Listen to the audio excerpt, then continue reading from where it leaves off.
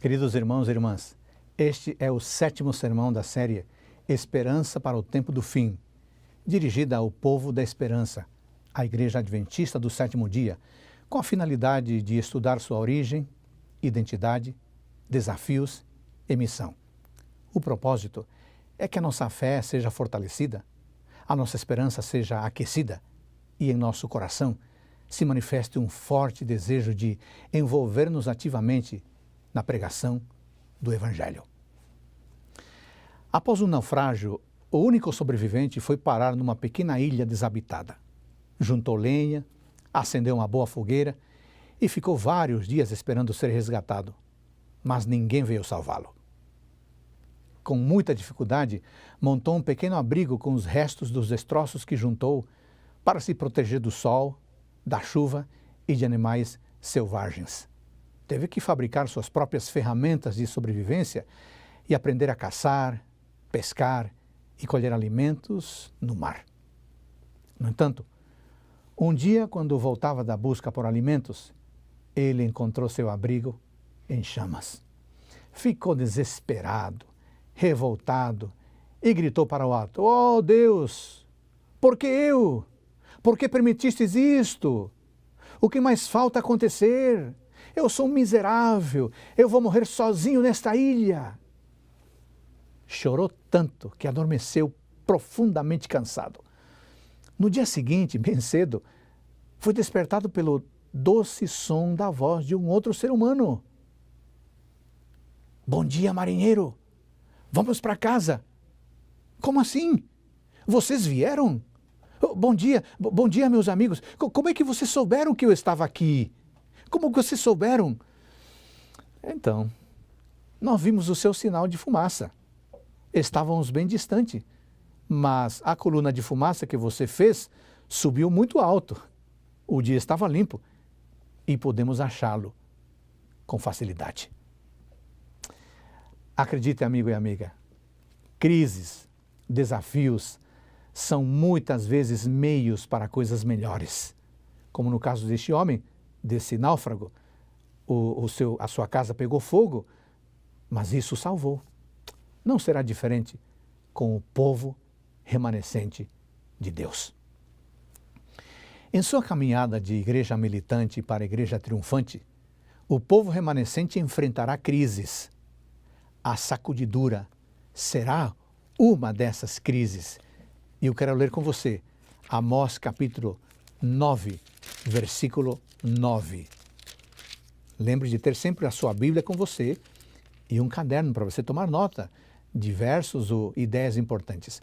Amós 9, 9. "Porque eis que darei ordens e sacudirei a casa de Israel entre todas as nações, assim como se sacode trigo na peneira, sem que um só grão caia na terra." Também podemos ler Lucas capítulo 22, versículos 31 e 32. Lucas 22, 31 e 32. A palavra de Deus diz assim: "Simão, Simão, eis que Satanás pediu para peneirar vocês como trigo. Eu, porém, orei por você, para que a sua fé não desfaleça. E você, quando voltar para mim, fortaleça os seus irmãos." O que é a sacudidura? Sacudidura é um vocábulo figurativo que designa uma experiência especial de seleção e apostasia do povo de Deus. Na sacudidura, o grão é peneirado para que os quebrados ou qualquer outro corpo estranho caiam por entre os furos da peneira e a palha seja soprada para fora. Todo filho de Deus, individualmente, e a igreja no conjunto, passarão por uma prova especial que chacoalhará e abalará sua fé, prova essa denominada sacudidura. Isso já aconteceu em épocas passadas e se repetirá no tempo do fim, de uma maneira muito específica, porque o inimigo sabe que lhe resta pouco tempo e porque quer fazer que apostate, que abandone a fé, o maior número possível de pessoas. Ao descrever o processo da sacudidura, Ellen White escreve 2 parágrafos que chamam muito a nossa atenção. Ela diz assim: "Satanás desceu com grande poder para operar com todo o engano da injustiça para os que perecem, e tudo que pode ser abalado o será, e as coisas que não podem ser abaladas permanecerão. Por outro lado, ela também escreveu: Deus está cirandando o seu povo. Terá uma igreja pura e santa. Não podemos ler o coração dos homens. O Senhor, porém, tem provido meios para manter pura a sua igreja. Observe que a sacudidura será efetuada tanto por Satanás como por Deus. Satanás sacudirá as pessoas com a finalidade de destruí-las para sempre. E Deus o fará com o objetivo de provar a fé, de purificar o seu povo. Infelizmente, membros da igreja abandonarão a fé em Jesus Cristo e alguns desses membros estarão ocupando funções ou posições de grande importância. E o que é pior, alguns destes apóstatas se converterão nos piores inimigos da verdade e do povo de Deus. Mas fique tranquilo, fique tranquila. Os que tiverem uma vida de plena consagração e de verdadeira comunhão com Deus não serão afetados por este processo. Uma pergunta importante nesse tema é a seguinte: quando ocorrerá a sacudidura? Irmãos, hoje já vivemos a sacudidura numa escala menor, mas a sacudidura será intensificada depois que a lei de Deus seja anulada. Há mais de 100 anos, Ellen White escreveu: Vi que estamos agora no tempo da sacudidura. Satanás está trabalhando com todo o seu poder para arrebatar as pessoas da mão de Cristo e fazer que estas pisem o Filho de Deus. Deus está provando o seu povo. Estas palavras foram apresentadas pelo anjo: Vede, irmãos, que nunca haja em qualquer de vós um coração mau e infiel para apartar-se do Deus vivo. Antes, exortai-vos uns aos outros todos os dias durante o tempo que se chama hoje, para que nenhum de vós se endureça pelo engano do pecado. Irmãos, Deus está agora cirandando o seu povo, provando seus propósitos e motivos. Muitos serão somente palha, não trigo, portanto, não há valor neles. E quais as razões para a sacudidura e para a queda de muitos? Primeira, descuido e indiferença. Ellen White escreveu o seguinte: Minha atenção foi então dirigida ao grupo que eu vira e estava sendo fortemente sacudido. Diminuir o número dos que faziam parte desse grupo. Ao serem sacudidos, alguns tinham sido arrojados fora do caminho. Os descuidosos e indiferentes, que não se uniam com os que prezavam suficientemente a vitória e a salvação, para por elas lutar e angustiar-se com perseverança, não as alcançaram e foram deixados atrás em trevas. E seu lugar foi imediatamente preenchido pelos que aceitavam a verdade e a ela se filiavam. Os descuidosos são aqueles que não prestam atenção ao que é importante na vida espiritual. São aqueles que vivem a vida ao som do ritmo do mundo. Não abandonam totalmente a fé, mas também não se comprometem totalmente com ela. Querem viver a glória da eternidade, mas também não querem perder as luzes e coloridos do mundanismo. E ao querer as duas coisas, vão se perder. Os indiferentes são aqueles que escutam os apelos da Sagrada Escritura, mas pensam que ela fala aos outros, ao vizinho, ao amigo, ao chefe, ao empregado, não a eles. São aqueles que falam de Deus, de Bíblia, de culto, de adoração, mas tudo isso não é para eles, porque eles são bons demais. Os outros precisam de tudo isso, não eles. Também vão se perder. Uma segunda razão para a sacudidura e a queda de muitos será a perseguição pela imposição das leis dominicais. Leiamos as palavras do apóstolo Paulo em 2 Timóteo, capítulo 3, versículo 12. 2 Timóteo, capítulo 3, versículo 12.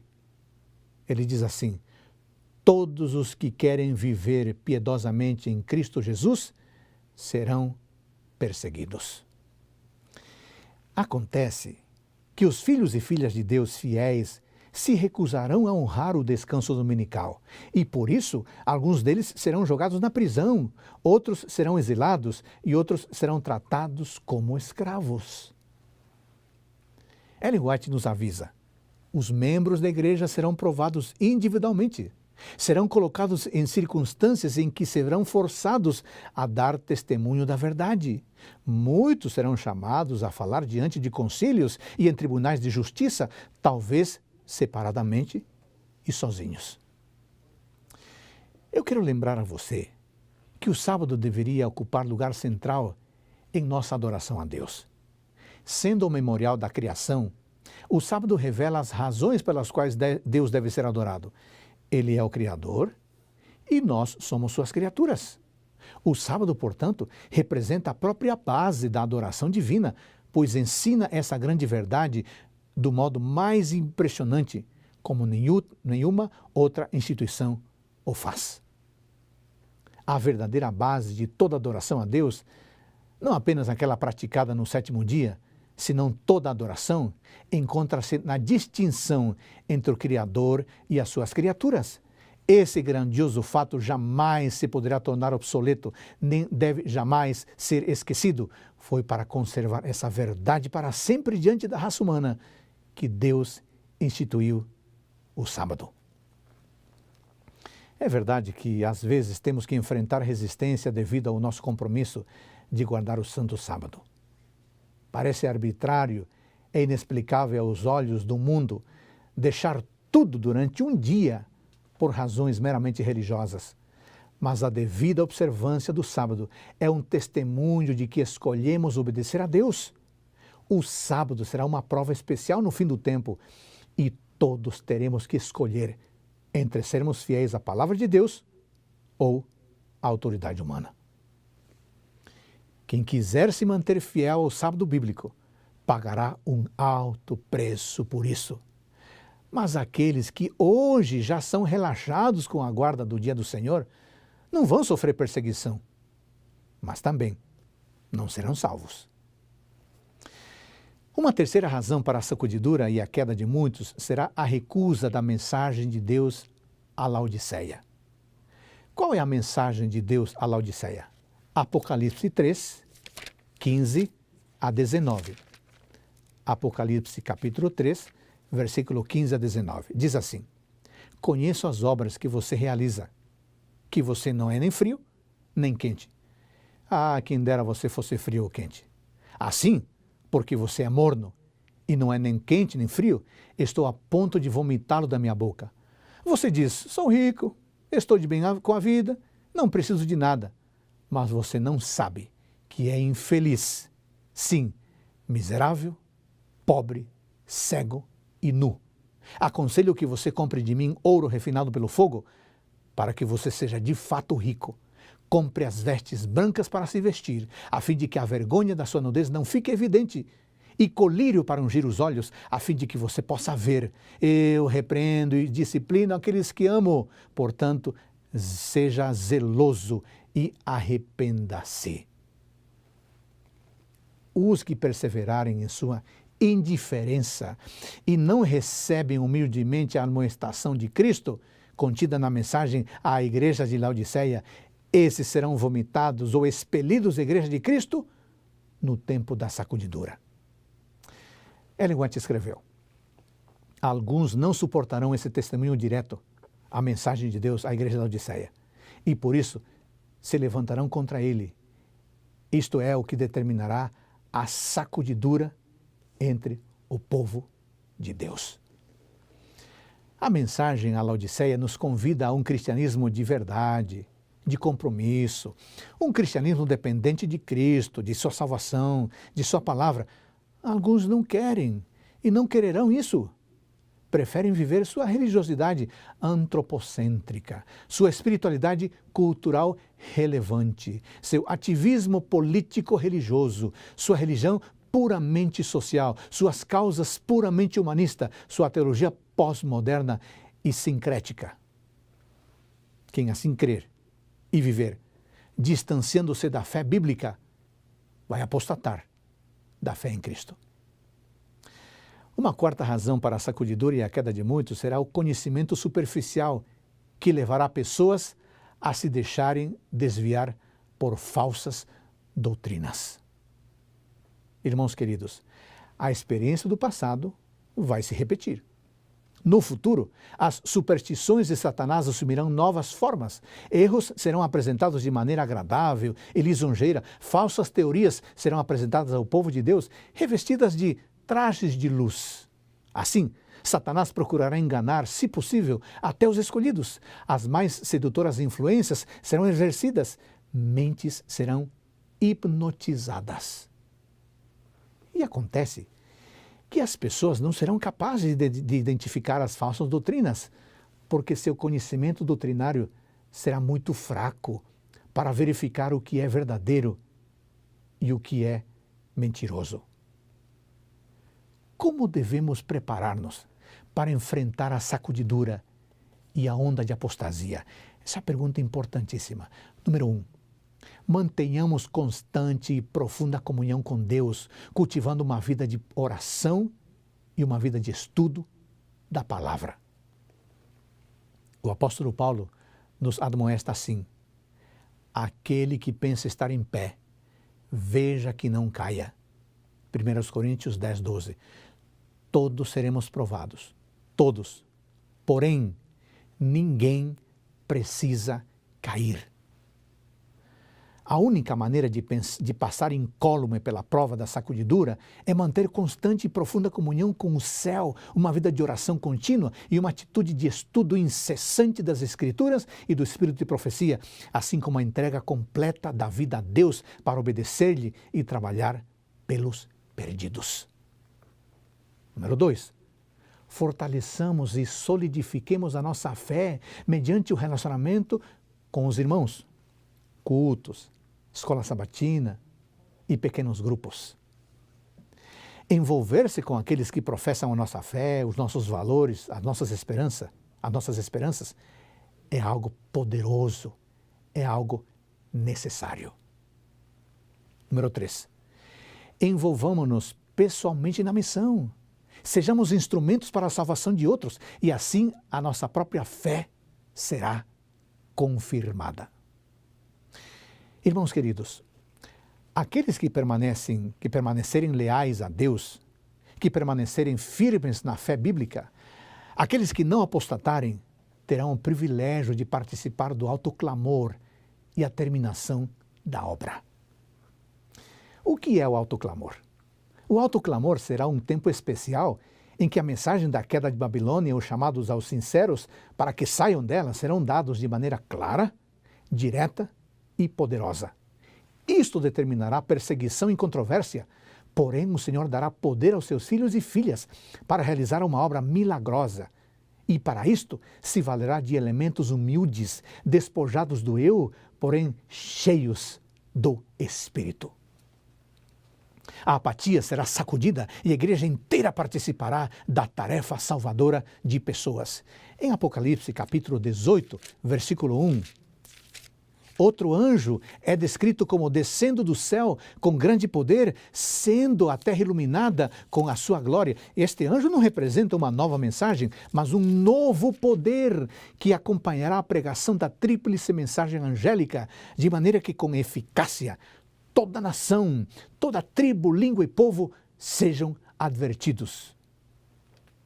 Isto fará que a pregação promovida pelo povo de Deus se converta num alto clamor e alcance todos os lugares da terra. A tarefa será concluída num tempo extraordinariamente breve. No alto clamor, a mensagem será proclamada com fé e com coragem. Deus ordenará a seus servos que apresentem o último convite de misericórdia ao mundo, e os servos de Deus não permanecerão silenciosos. Eles não terão medo de nada. Vão encarar os desafios do dever e deixar os resultados com Deus. Além disso, no alto clamor, a pregação do Evangelho ocorrerá de maneira rápida e de maneira miraculosa. Servos de Deus, com o rosto iluminado a resplandecer de santa consagração, se apressarão de um lugar a outro para proclamar a mensagem do céu. A advertência será dada por milhares de vozes em toda a extensão da terra. Serão feitos grandes milagres, os doentes serão curados, sinais e maravilhas seguirão aos crentes. Satanás também opera com prodígios de mentira, fazendo mesmo descer fogo do céu à vista dos homens. Assim, os habitantes da terra serão levados a decidir de qual lado ficarão. No alto clamor, a verdade se tornará algo muito precioso. Os raios de luz da verdade entrarão em todo lugar. A verdade será vista em sua clareza e os leais filhos de Deus cortarão as amarras das mentiras que os prendiam. Laços de família, amizades na igreja são impotentes para os deter agora na busca e na vivência da verdade. A verdade será mais preciosa do que tudo o mais no mundo. E apesar das forças arregimentadas contra a verdade, grande número de pessoas se colocará ao lado do Senhor. Devido às maravilhosas operações da providência divina, montanhas de dificuldades serão removidas. A mensagem que tanta importância tem para os habitantes da terra será ouvida e compreendida. Homens e mulheres discernirão a verdade. A obra progredirá mais e mais até que a terra inteira seja advertida. Então virá o fim. O alto clamor será essencial porque será a última oportunidade de salvação, de advertência, de salvação para o mundo. Vamos ler Apocalipse capítulo 22, versículo 10 a 12. Apocalipse capítulo 22, versículos 10 a 12. Disse-me ainda, não cele as palavras da profecia deste livro, porque o tempo está próximo. Continue o justo a fazer injustiça e continue o imundo a ser imundo, o justo continue na prática da justiça e o santo continue a santificar-se. Eis que venho sem demora e comigo está a recompensa que tenho para dar a cada um segundo as suas obras. Eu também quero ler João capítulo 10, versículo 9. João capítulo 10, versículo 9, diz assim, eu sou a porta, se alguém entrar por mim será salvo. Entrará, sairá e achará pastagem. Jesus Cristo é a porta. Só podemos entrar no céu através de Jesus. Ele é um dom de graça para nós. E se Cristo é a porta e a graça, então podemos dizer que enquanto Ele estiver intercedendo por nós diante de Deus, a porta da graça estará aberta. Irmão, irmã, amigo, hoje Cristo intercede por nós. Diz Romanos 8,34. Mas chegará o momento em que essa intercessão terminará. Assim, o fechamento da porta da graça ocorrerá. E é uma ação dupla. Em primeiro lugar, é o fim do ministério de Cristo no céu. E em segundo lugar, o fim do ministério do Espírito Santo. Irmãos queridos, em algum momento ocorrerá o fechamento da porta da graça. A porta estará fechada quando Cristo falar, está feito, e deixar de interceder por nós diante do Pai. Isto, irmãos, está para acontecer. Por isso, é hora de tomar uma decisão agora. A porta da graça sempre esteve aberta. No Éden a porta se abriu, no dilúvio a porta se abriu, na cruz a porta se abriu, onde abundou o pecado, superabundou a graça. Apocalipse 3,8 diz, eis que tenho posto diante de você uma porta aberta, a qual ninguém pode fechar. Irmãos queridos, hoje a porta da graça está aberta para todos. Aproveitemos. Mas a porta da graça vai se fechar. No Éden, a porta se fechou. No dilúvio, a porta se fechou. A porta se fecha para quem morre.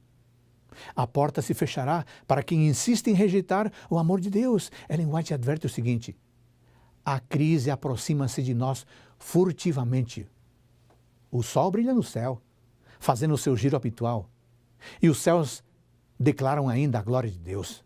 As pessoas ainda comem e bebem, plantam e constroem, casam-se e se dão em casamento. Os comerciantes ainda compram e vendem. Os homens lutam uns contra os outros, brigando pelas posições mais altas. Os amantes de prazeres lotam os lugares de diversão e prazer. Prevalece a mais alta excitação e, no entanto, está para terminar rapidamente a hora da graça. E todos os casos estão para ser eternamente decididos. Satanás vê que seu tempo é curto. Ele pôs em ação todas as suas instrumentalidades para que homens e mulheres sejam enganados, iludidos, ocupados e embevecidos até o dia da terminação da graça, quando a porta da misericórdia se fechará para sempre. Que palavras! Precisamos pensar isso com carinho. Irmãos, alguém pode estar se perguntando, quando acontece o fechamento da porta da graça? Bom, à medida que o tempo passa, o Espírito de Deus está sendo retirado da terra. E calamidades são seguidas por calamidades em terra e mar, e nós já estamos vendo algumas delas em nossos dias. A cada dia haverá mais tempestades, terremotos, incêndios, inundações, homicídios de toda espécie. Quem pode ler o futuro? Onde está a segurança? Irmãos, amigos, não há certeza em coisa alguma humana. Satanás vê que seu tempo é curto e por isso tem colocado em operação todas as suas forças a fim de que as pessoas sejam enganadas, sejam seduzidas e sejam enlaçadas até que o dia da graça tenha terminado e a porta da misericórdia esteja para sempre fechada. Quando Cristo cessar a sua obra como mediador em favor do ser humano, então começará o tempo da angústia. Então terá sido decidido o caso de toda pessoa e não haverá sangue expiatório para purificar do pecado. Ao deixar Jesus sua posição como intercessor das pessoas junto a Deus, é feito o solene anúncio: continua injusto a fazer injustiça e continua imundo a ser imundo. O justo continua na prática da justiça e o santo continua a santificar-se. Apocalipse 22, 11. Depois disto, o espírito repressor de Deus é retirado da terra. Irmãos queridos, quando a obra de investigação se encerrar, quando forem examinados e decididos os casos dos que em todos os séculos professaram ser seguidores de Cristo, então, e somente então, se encerrará o tempo da graça, fechando-se a porta da misericórdia. Assim, esta breve sentença, as que estavam preparadas entraram com ele para as bodas e fechou-se a porta, esta sentença nos conduz através do ministério final do Salvador, ao tempo em que se completará a grande obra para a salvação do ser humano. Eu sei, irmão, eu sei, é angustiante saber que haverá um tempo em que os filhos e filhas de Deus viverão sem intercessor. É angustiante. Mas, irmãos, isso é verdade. Ellen White escreveu: retirando-se Jesus do lugar santíssimo, ouviu o tilintar das campainhas sobre suas vestes, e ao ele sair, uma nuvem de trevas cobriu os habitantes da terra. Não havia então mediador entre o ser humano culpado e Deus, que for ofendido. Enquanto Jesus permanecer entre Deus e o ser humano culposo, achava-se o povo sob repressão. Quando, porém, ele saiu de entre o ser humano e o Pai, essa restrição foi removida, e Satanás teve completo domínio sobre os que afinal não se arrependeram. Enquanto Jesus oficiava no santuário, era impossível serem derramadas as pragas, mas terminando ali a sua obra e encerrando-se a sua intercessão, nada havia para deter a ira de Deus, e ela irrompeu com fúria sobre a cabeça desabrigada do pecador culpado, que desdenhou a salvação e odiou a correção. Naquele tempo terrível, depois de finalizada a mediação de Jesus, os santos passaram a viver à vista de um Deus santo, sem intercessor. Que coisa terrível. Irmãos queridos, somente Deus tem a chave da porta da graça, mas todos nós podemos abrir a porta do nosso coração. Por isso, eu quero lembrar a você com todo carinho: Cristo ressuscitou para confirmar a vitória sobre o pecado. Cristo quer ressuscitar sua fé, sua esperança e tudo que está morrendo dentro de você. Somente Cristo pode reorganizar a vida do ser humano. Receba agora a vitória de Cristo. Receba agora a vitória obtida pelo sangue de Jesus. Talvez neste momento você esteja pensando: Pastor Adolfo, você não conhece a realidade da minha vida. Você não conhece minhas angústias. Você não conhece meus desesperos. Eu não sei o que fazer para me preparar para as crises do tempo do fim. Eu estou com medo. É verdade, irmão. É verdade, irmã. Eu não conheço você. Mas eu sei. Eu conheço o que está escrito no livro de 1 Pedro, capítulo 5, versículo 7. 1 Pedro, capítulo 5, versículo 7. Diz assim: lancem sobre ele todas as suas ansiedades, porque ele cuida de vocês. Irmãos, façamos isso pela fé. Mas eu não tenho fé, alguém pode dizer. Você não tem fé? Então aqui estão 3 orientações eficazes para desenvolver a fé em Deus. Número 1, peça a Deus que aumente a sua fé. Número 2, leia a palavra de Deus todos os dias e você conhecerá melhor a Deus e como Ele atua. Isso fortalecerá a sua fé nele. Número 3, ore fervorosamente a Deus. Quanto mais você mantiver comunhão com Ele em oração, mais a sua fé se fortalecerá. Agora, escute as palavras de Deus para você. Eu conheço suas lágrimas de tristeza. Eu também chorei e fiquei triste. Por isso, aqueles pesares demasiado profundos para você contar para alguém, eu os conheço. Minha filha, meu filho, não pense que está perdido e abandonado. Ainda que a sua dor não desperte a sensibilidade de alguém, pois saiba que se você olhar para mim e confiar, eu lhe darei forças para recomeçar. Então, guarde isto no coração. O seu Pai Celestial está pronto a lhe ajudar. Entregue-lhe sua vida agora, neste momento, pois agora é o tempo. Agora é o momento oportuno para a salvação. Você quer orar comigo? Obrigado, Deus, por tua palavra. Eu me entrego a ti. Eu quero ser salvo, eu e minha família. Em nome de Jesus. Amém. Que bom estar com você hoje. Obrigado por acompanhar, por ouvir a voz de Deus e que o Pai Celestial abençoe você e a sua família.